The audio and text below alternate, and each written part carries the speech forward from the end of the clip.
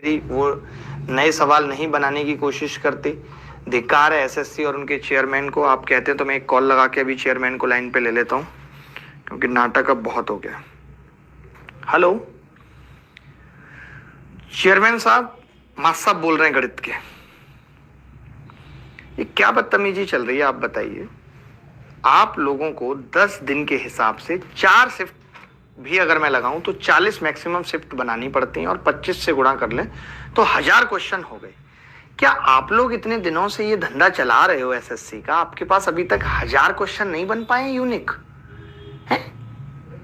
मतलब ये क्या नौटंकी है यार, कि अगर एक घर में 3 लड़कों की 3 भाइयों की एक साथ शादी करानी है तो क्या एक ही पत्नी अलग अलग लहंगा पहना के बिठवा दे? आप बताओ, आपके हिसाब से क्या होना चाहिए? भले ही लहंगा एक हो जाए, लेकिन पत्नियां अलग होनी चाहिए, तीनों होनी चाहिए। लॉजिक तो यही है। आप क्या कर रहे हो? एक ही पत्नी है, लहंगा अलग अलग है, बस नाम अलग है, शिफ्ट 1 शिफ्ट 2, सवाल वही है। क्यों बच्चों के भविष्य के साथ खेल रहे हो? मजा आता है बहुत। टीम नहीं है उतनी अच्छी, सरकारी संस्थान है। अरे टीम इसमें कितनी लगेगी आप बताओ। आप भी अगर 2 दिन निकाल के बैठ जाओगे ना, और सारे YouTube पे जितने टीचर पढ़ा रहे हैं उनके यहां से भी 20-20 सवाल उठाओगे, उनकी PDF डाउनलोड करोगे, तो कोई बहुत लंबा टाइम नहीं है। मुझे तो ऐसा लगता है जिनसे आप पेपर बनवा रहे हो वो कहीं पहाड़ों पे जाके लाहौर में बैठ गए, उनको पता ही नहीं है दुनिया कहां पहुंच गई।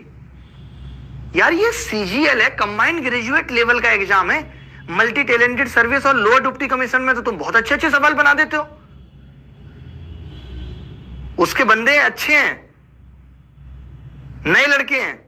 वही मैं कह रहा हूं, आपने उसमें तो नए लड़के रखे हुए हैं, और जो CGL है उसमें आप वही पुराने बुड्ढों से, वही जिनको पता ही नहीं है दिन दुनिया में क्या चल रहा है, जिनको YT की फुल फॉर्म नहीं पता, जो अपनी जिंदगी गुजार चुके हैं, दूसरे बच्चों की जिंदगी बिगाड़ने में लगे हुए हैं, उनको समझा दो कान खोल के कि ये सही तरीका नहीं है, सुधर जाओ, अच्छे सवाल पूछो। प्री में जो कर दिया वो कर दिया, लेकिन मेंस में अगर तुम्हारा यही हाल रहा तो बच्चों की छटनी नहीं हो पाएगी। हो सकता है किसी ऐसे बच्चे को जॉब मिल जाए, फिर वही 2018 वाला नाटक होगा। कम से कम इतना गैप रखो कि पढ़ने वाले बच्चा और बिना पढ़ने वाले बच्चे के बीच में एक अंतर आ पाए, क्योंकि बच्चा साल भर मेहनत करता है, वो मेहनत करता है, वो कुछ नई चीजें सीखता है कि वो अप्लाई करेगा, और तुम पूछ ही नहीं रहे। तो जो नहीं पढ़ रहा और जो पढ़ रहा है उसमें कोई अंतर ही नहीं है। ठीक है भाई, मिल लो, आप मिल के बात करते हैं और इस प्रॉब्लम का सॉल्यूशन निकालते हैं। धन्यवाद।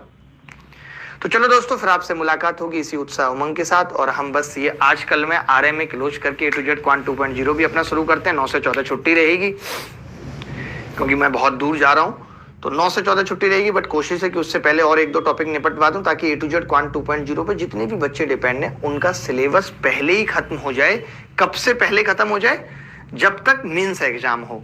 फिर भी अगर कोई बच्चा हमारी ऐप पे मेंस एग्जाम की सारी क्लासेस लाइव देखना चाहता है, क्योंकि A to Z क्वांट में जो मैं पढ़ा चुका हूँ उसको लाइव दोबारा नहीं पढ़ा पाऊंगा, तो किसी भी तरीके की हेल्प है, उसको फीस में या किसी भी चीज़ में दिक्कत है, कोई फिजिकली हैंडीकैप्ड है, किसी के माँ बाप नहीं है, किसी के साथ और समस्या है और वो फीस में हेल्प या किसी भी तरीके की हेल्प वो चाहता है, नहीं समझ आता है, तो इस नंबर पे कॉल और व्हाट्सएप कर सकता है। ठीक है, धन्यवाद, थैंक यू वेरी मच। खुश रहें, ख्याल रखें अपना। फिर मिलेंगे इसी उत्साह उमंग के साथ। तब तक के लिए बाय बाय, टेक केयर।